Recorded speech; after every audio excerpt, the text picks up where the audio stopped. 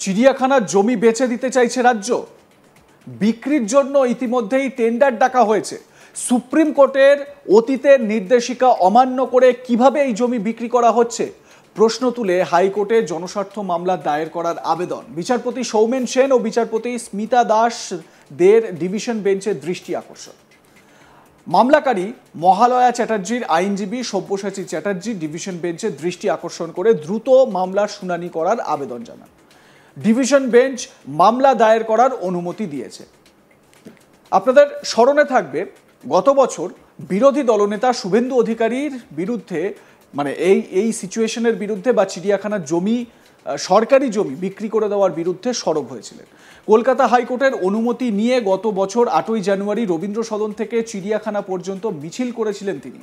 শুভেন্দুর অভিযোগ ছিল 50 কাঠা জমি 1000 কোটি টাকায় বিক্রি করার চেষ্টা চলছে। রাজ্যের মুখ্যমন্ত্রী মমতা বন্দ্যোপাধ্যায় ঘোষণা করেছিলেন আলিপুর চিড়িয়াখানার উল্টো দিকে চিড়িয়াখানার জমিতে পিপিপি মডেলে বেসরকারি প্রতিষ্ঠানকে বরাদ দেওয়া হচ্ছে, যেখানে বহুতল নির্মাণ করে একটা ফ্লোরে থাকবে সরকারি জিনিসপত্র বিক্রি স্টল, আর অন্যগুলোতে বেসরকারি ব্যবসায়ীরা তাদের ব্যবসা করতে পারবেন। সূত্রের খবর, রাস্তার পাশে মূল আলিপুর চিড়িয়াখানার পার্শ্ববর্তী জায়গায় চিড়িয়াখানার একটি অ্যাকোয়ারিয়াম, অডিটোরিয়াম, একটি পশু হাসপাতাল, নার্সারি ও স্টাফ কোয়ার্টার রয়েছে। অডিটোরিয়াম আর স্টাফ কোয়ার্টারের অবস্থা বিপন্ন। ওই জমি বাণিজ্যিক কাজে ব্যবহার করতে দিচ্ছে রাজ্য। এর বিরুদ্ধে দায়ের হলো জনস্বার্থ মামলা।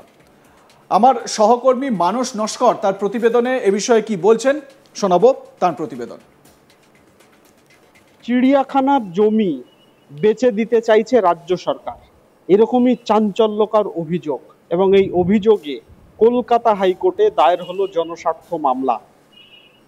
মামলাকারী মহালয়া চ্যাটার্জি নামে একজন, তার আইনজীবী সব্যসাচী চট্টোপাধ্যায় কলকাতা হাইকোর্টের বিচারপতি সৌমেন সেন ও বিচারপতি স্মিতা দাসদের ডিভিশন বেঞ্চের দৃষ্টি আকর্ষণ করে জানিয়েছেন যে রাজ্য সরকার চিড়িয়াখানার জমি বেসরকারি সংস্থার হাতে বেচে দিতে চাইছে, এবং তার প্রাথমিক ধাপ টেন্ডার ডাকার যে প্রক্রিয়া তা শুরু হয়ে গেছে। জরুরি ভিত্তিতে কলকাতা হাইকোর্টের দৃষ্টি আকর্ষণ করে আইনজীবীদের বক্তব্য, অবিলম্বে আদালত যদি হস্তক্ষেপ না করে তাহলে চিড়িয়াখানার মতো এরকম একটা গুরুত্বপূর্ণ সম্পদ বলা যায় যে রাজ্যের, তা বেসরকারি হাতে, সেই চিড়িয়াখানার জমি বেসরকারি সংস্থার হাতে বিক্রি করতে চলেছে রাজ্য সরকার। আদালত সূত্রে যেটা জানা যাচ্ছে যে গত বছরেই মুখ্যমন্ত্রী মমতা বন্দ্যোপাধ্যায় জানিয়েছিলেন যে চিড়িয়াখানার উল্টো দিকে যে চিড়িয়াখানার যে সম্পত্তি রয়েছে, যেখানে অ্যাকোয়ারিয়াম, মিউজিয়াম এবং স্টাফ কোয়ার্টার্স রয়েছে, সেখানকার জমি বেকার পড়ে রয়েছে। সেই সমস্ত জায়গায় রাজ্য সরকার পিপিপি মডেলে, অর্থাৎ সরকারি এবং বেসরকারি সংস্থার যৌথ হাত মিলিয়ে সেখানে বহুতল আবাসন তৈরি করবে। সেই আবাসনে থাকবে সরকারি একটি অফিস, যেখানে বিভিন্ন রাজ্যেরই বিভিন্ন সাধারণ যে সমস্ত কুটির শিল্প বা বিভিন্ন জেলার যে সমস্ত শিল্পী রয়েছে তাদের বিভিন্ন সামগ্রী বিক্রি হবে, এবং অন্যান্য যে ফ্লোরগুলো থাকবে সেখানে বেসরকারি বিভিন্ন সংস্থা তাদের স্টল বসিয়ে তাদের জিনিসপত্র বিক্রি করতে পারবেন। এইরকমই পরিকল্পনা রাজ্য সরকারের। সেই জন্য বেসরকারি সংস্থার হাতে এই বরাদ দেওয়া হচ্ছে, তারা বানাবে এই বাড়ি এবং সেখানে এই কর্মকাণ্ড হবে। গত বছর এর বিরুদ্ধে রাজ্যের বিরোধী দলনেতা শুভেন্দু অধিকারী সরব হয়েছিলেন।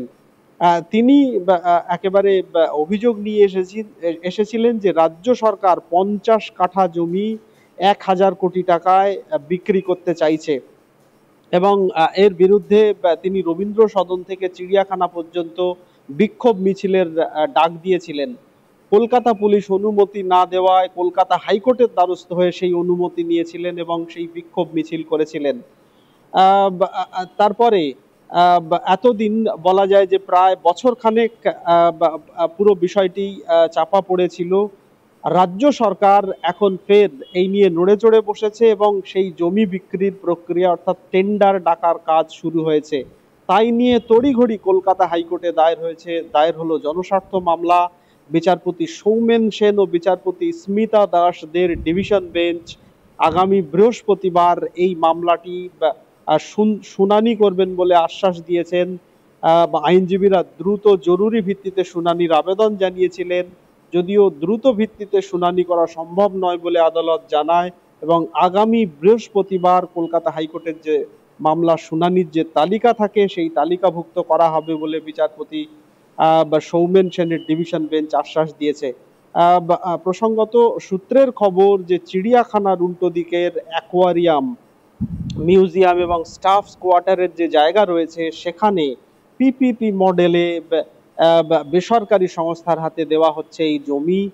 তারা সেখানে বহুতল আবাসন বানাবে এবং সেই তার মধ্যে বিভিন্ন সরকারি একটি সংস্থার স্টল থাকবে, পাশাপাশি বিভিন্ন বেসরকারি ব্যবসায়ীরা তাদের পসরা নিয়ে বসবেন, তাদের বিভিন্ন স্টল নিয়ে সেখানে বেচা কেনা করতে পারবেন।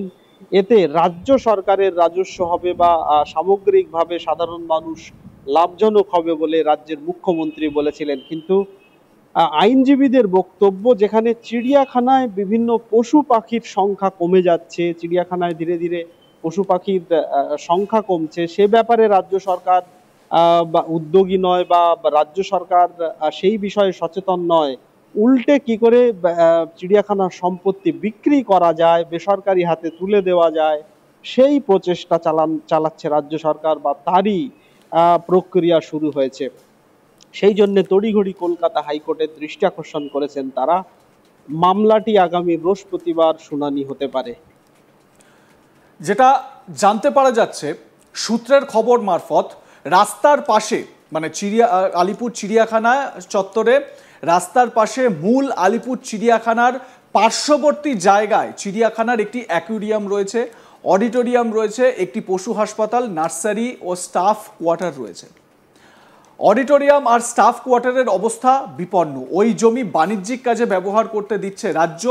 এর বিরুদ্ধে দায়ের হয়েছে এই জনস্বার্থ মামলা। আপনাদের স্মরণে থাকবে রাজ্যের বিরোধী দলনেতা শুভেন্দু অধিকারীও এই যে সরকারি জমি বিক্রি করার জন্য যে তোড়জোড় রাজ্যের, সেই বিষয়ে সরব হয়েছিলেন 1 বছর আগেই এবং তিনি এ বিষয়ে আইনি পরামর্শ নেবেন বা আইনের পথে যাবেন বলেও জানিয়েছিলেন।